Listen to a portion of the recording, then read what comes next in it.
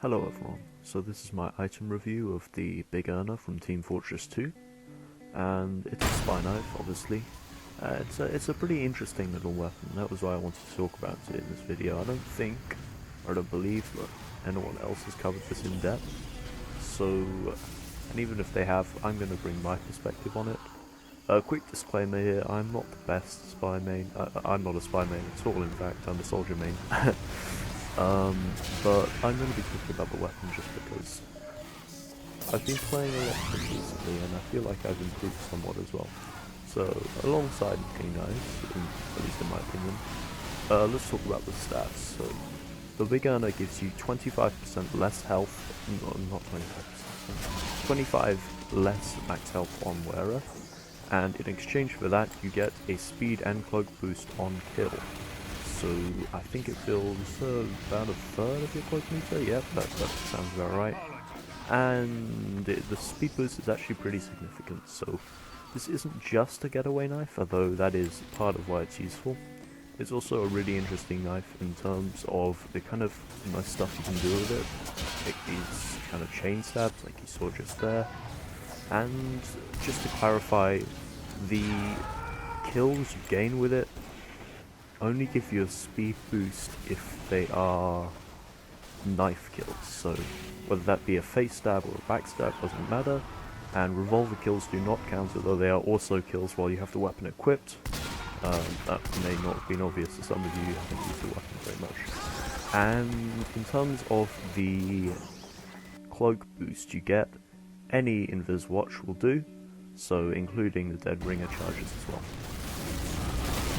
So, now we've gone over the basics of what the weapon actually does, let's talk about the kind of the ways in which the weapon can be used. So, one very obvious application to most spies of the Big Earner is that you can use it to get chain stabs. So you stab one person, and then you can stab another person because the speed boost allows you to get up behind them before they have time to react.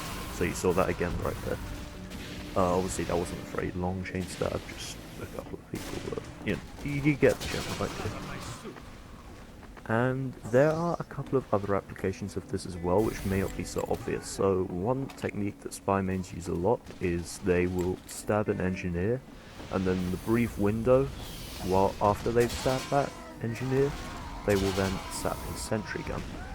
This is known as the stab and sap, and it is much easier with the Big Earner than with any other knife. The reason for this being that once you've got up behind the engineer, you can actually stab him, and then you get up close to his sentry before it has time to react and see you. Now let's talk about the downside of the 25 less health you have when you have the weapon equipped. I don't personally think it's that much of a big deal. It does allow demo men to one-shot you, but as spy you're not actually intending to go head-to-head with demos as it is. Really, your intention is more to sneak around and come at people from behind. If you're discovered as spy, you're likely to be dead anyway, and the fact that you have slightly less health just makes that even more of a risky strategy, getting down behind people. But the speed boost I think does make up for this, and the fact that you get cloak as well is an added bonus, because it allows you to get either to your next backstab target, just generally get around the map faster, or indeed get away.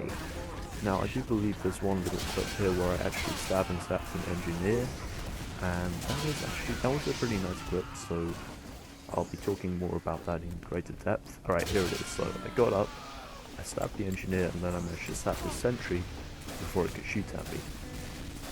I do not believe I could have done that without the Big Earner. I possibly could have with the stock knife, I'm not entirely sure. But if that sentry had then turned around and shot me right there, I would have been dead for sure. Especially since there was that sniper IMD there. So there's really no way you can survive if you get spotted by a sentry gun, which is why it's important to sap it really quickly. I may just be giving you stupid advice here because I'm not the most experienced spy player, but to me it seems like the Big Earner can be really rewarding in those situations where you would otherwise have been shot down either by a teammate of the enemy or by a sentry gun, when you can get away using your speed boost, and not to mention the fact that you can either charge your dead ringer or your invis watch using the Big Earner as well.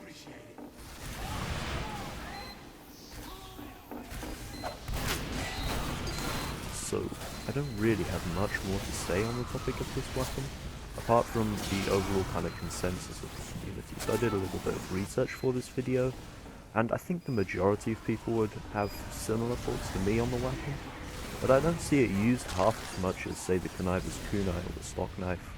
And I think part of that comes down to kind of, you don't see it used as much on YouTube, for example, as you do the Conniver's kunai. And perhaps its ability is slightly less good than the extra health, I don't know. But I certainly enjoy the fact that the risk of having less health than any other class in the game, in fact, when you have this item equipped, and the kind of reward you can get if you play properly as Spy, just by having the weapon equipped, by getting the backstabs, getting the speed boosts, and avoiding certain death. There's a certain thrill in it as well.